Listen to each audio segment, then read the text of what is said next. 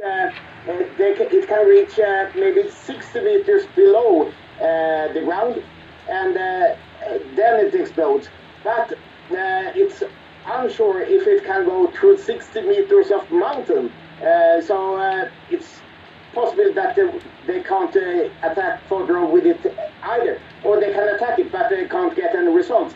Not during one strike. They must do a number of strikes, and if they attack the same place a number of times, they probably will reach the facility. But another problem with the bomb is that it's only the US that can launch it. It's so heavy. So the B-2s or maybe the B-21s or the old B-52s are the aircraft that can carry it on the western side. So Israel needs both the bombs and the bombers, and that's the main use. Then the US, of course, can do other things, but I believe that that would be the first thing they are doing. Polls in the US indicate most Americans are against their country getting involved in this conflict between Israel and Iran. That includes the majority of Trump supporters. Bassam Boneni reports. This digital billboard is on the outskirts of Tel Aviv. It urges Donald Trump to get involved in a military action against Iran. Apparently, the US president has a plan, but his words speak louder than inaction.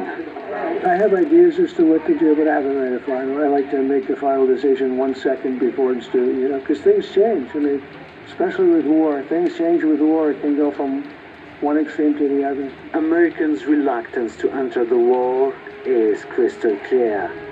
A poll by The Economist and YouGov suggests that just 16% say the US should intervene militarily, while 60% are against.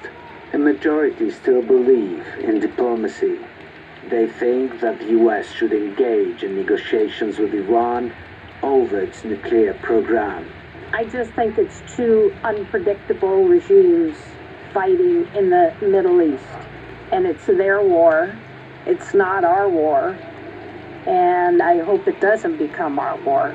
Some Americans have even said the US should back Tehran. I think the United States should completely stay out of it, because right now Israel is just committing genocide on the Palestinian people in Gaza, and they just attacked Iran basically completely unprovoked. Iran, we should honestly, if we're going to get involved, should be on the side of Iran over Israel, because if anything, Israel, they're just criminals. Netanyahu's a war criminal.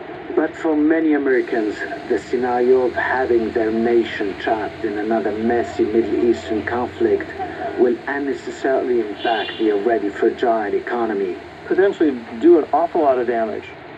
Oil prices could spike. Food prices around the world could spike. It's going to probably cause a recession. It might cause inflation. It would not be, anything like this would not be good. And it would probably tank the stock market. The US hit hard a strategy towards Iran looks unfounded. There have been doubts among some of Trump's closest supporters about joining an offensive, and senior officials are facing questions over the plan. How many people live in Iran, by the way? I don't know the population at all. No, I don't know the population. You don't know the population of the country you seek to topple? How many people live in Iran? 92 million. Okay. Yeah, how could you not know that? I don't sit around memorizing population tables. Well, it's kind of relevant because you're calling for the overthrow of the government. Despite the stumbling over Iran, US military is on a war footing. It has already moved a large number of refueling aircraft to Europe, and the aircraft carrier Nimitz is heading to the Middle East. Foreign ministers from France, Germany and the UK are set to meet their Iranian counterpart on Friday in Geneva in an attempt to curb tensions. But most eyes remain on Donald Trump and for what move he's going to make next. Bassam Boneni, TRT World. In Gaza, at least 70 Palestinians have been killed by Israeli forces on Thursday. Israeli drones struck a residential building in the Shati refugee camp in Gaza City, killing 18 people. More than 20 were also killed in Khan Yunis, near distribution sites run by the US-backed Gaza Humanitarian Foundation. The victims were all desperate for food, trying to reach the very limited aid being allowed in. Since last month, at least 470 people have been killed while seeking aid from the GHF. Turkish President Recep Tayyip Erdogan and Azerbaijan's President Ilham Aliyev have visited Kahramanmaraş province. It's one of the regions hit by the